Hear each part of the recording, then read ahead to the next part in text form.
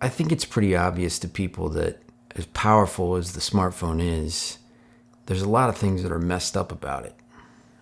I think we're buried in our phones, and before the smartphone, we weren't. And it makes you wonder if it's impacting our humanity. We've introduced a very powerful technology. We packed a lot of power into it, and then we gave it to the developer community, which was a great thing. But its portability is what impacted us. As developers built many different apps that do amazing things, and it's all on one screen with a bunch of buttons on it. There's 1,000 choices to make, and you can't help but, pick one. The UI on a laptop didn't really work that way. It was kind of like an open desktop. It was freed up a little bit. It wasn't really in your face all the time. The UI on the smartphone is different. It's got all these icons on it, and it kind of makes you want to just open up an app. Then you're lost. You're down this rabbit hole. And not necessarily something that you wanted to do. My contention is that I think it takes away our ability to focus on one thing. Which brings me to this. The iPod. This device is an extremely simple device. It does one thing. It plays your music, plays your podcasts, plays your audiobooks. It does it really well. You don't have to look at the iPod either. You can play and pause just with the feel, the buttons. It did one thing, and you could focus on that one thing. My point is, the smartphone evolved, and now it's the multifunctional device.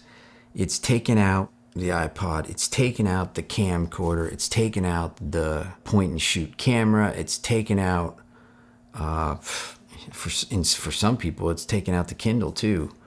It does everything, and everything's at your fingertips, and it's become nothing but a source of distraction for me. It's mostly distraction.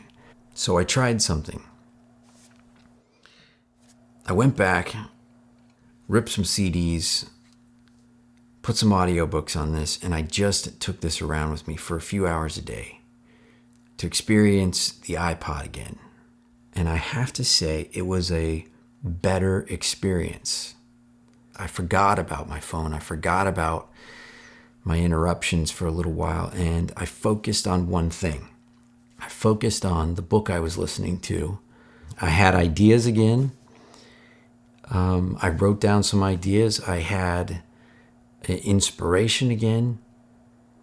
You could say I could listen to that audiobook on my phone. Yes, I could. But inevitably, I'm going to pick up that phone while I'm listening to it, and I'm going to do something else. That's what we all do. We're going to do something else, and then we're going to switch to something else, and then we're going to go down some rabbit hole with something else, and suddenly, you're lost. The audio's still playing in your ears, but you're not listening to it anymore. You're not focused on it. You're not thinking about the ideas that come from the words that you're listening to, or feeling the power of music while you're listening to it, because you're being interrupted all the time. You can put on Do Not Disturb. You can set screen time. You can do all those things. And yes, maybe that's part of the solution, but there's something very clean and very simple about the fact that you holding on to a device that won't allow you to do any of those things. It kind of clears out the way from any other distractions. By its function, it clears out the way. You can say the same with the Kindle.